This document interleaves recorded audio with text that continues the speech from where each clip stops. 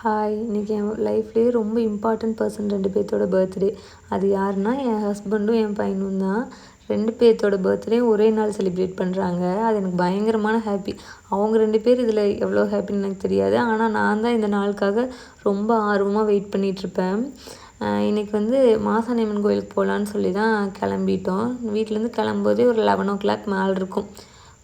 அங்கே போனதுக்கப்புறம் தான் தெரியும் இன்றைக்கி அமாவாசைன்னு சொல்லிட்டு.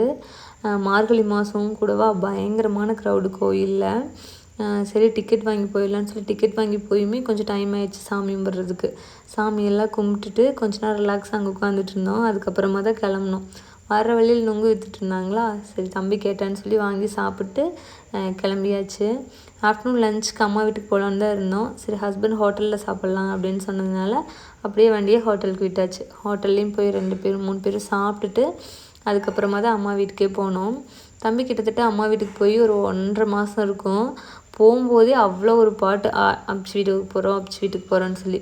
போய் கேட்டுக்குள்ளே கூட என்ட்ராகல, விண்டோ வழியாக ஓடிட்டான் அப்பா கிட்ட. போய் கொஞ்ச நேரம் அங்கே விளையாடிட்டு இருந்துட்டு அம்மா வடை போண்டா எல்லாம் செஞ்சு வச்சுருந்தாங்க. சாப்பிட்டு அதுக்கப்புறமா ஊருக்கு கிளம்பிட்டோம்.